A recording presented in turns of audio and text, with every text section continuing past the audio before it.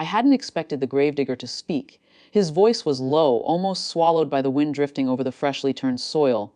"Sir, your dad paid me to bury an empty coffin." I laughed because it had to be a joke. "Stop joking," he hissed, pressing something cold into my palm. "A key. Don't go home. Go to Unit 17 now." My phone buzzed. "Mom, come home alone." The words froze in my chest. I stared at the key, my fingers tightening around it. Memories flitted across my mind.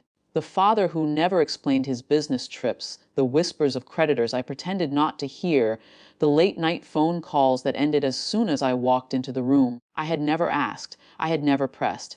Now it seemed the truth was dangling in front of me, wrapped in warning and suspicion. I left the cemetery without a word, ignoring the stares. My mind replayed the gravedigger's tone, the weight of the key in my hand. What would I find? What had my father hidden? Unit 17 smelled of dust and old paint, an industrial apartment that had been shuttered for years.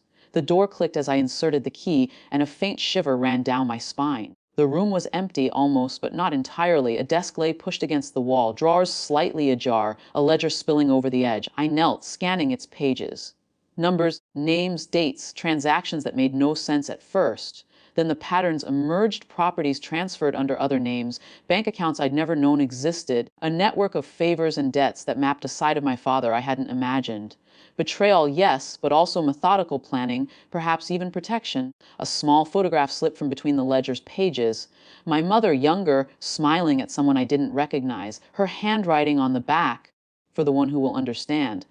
The reality settled slowly. My father had built a secret life not to abandon, but to shield us. And my mother, she had known enough to warn me. Her text wasn't fear, it was strategy. Footsteps echoed behind me. I turned, expecting confrontation, but found only the building's manager holding a folder. He didn't speak at first. He simply laid it on the desk, letting the weight of its contents do the talking. Licenses, approvals, letters, proof that the ledger was legitimate and that my father's actions had been sanctioned in small, hidden ways. "You're meant to see this," the manager said quietly. No anger, no accusation, just acknowledgement. I realized then that the power had shifted. I was no longer the oblivious child, nor the victim of secrecy. I held understanding now, and with it control, but not dominance. Quiet leverage. I sat on the edge of the desk, tracing the lines of numbers, names, and connections. Fear, confusion, guilt, and clarity mingled, and for the first time in my life, I felt the weight of comprehension without the need to act rashly. There was no celebration, no triumphant revelation. Just the ledger, the photograph, and the echo of my own heartbeat in the empty room. I left Unit 17 slowly, key still in my pocket. The sun was dipping below the horizon, casting the city in muted gold. Each step home felt deliberate, careful, measured. I carried knowledge that changed my understanding of my father, my mother, and myself. And yet the quiet tension remained.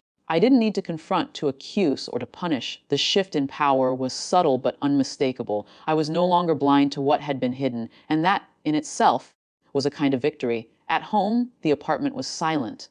I didn't check my phone, didn't answer the unanswered questions that would surely come.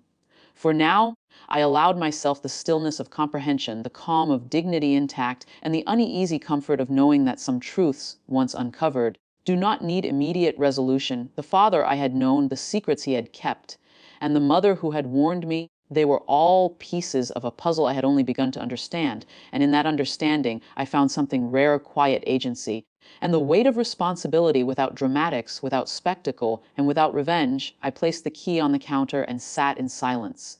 The world outside continued, unaware, oblivious, but inside a subtle balance had shifted. I had the knowledge, I had the choice.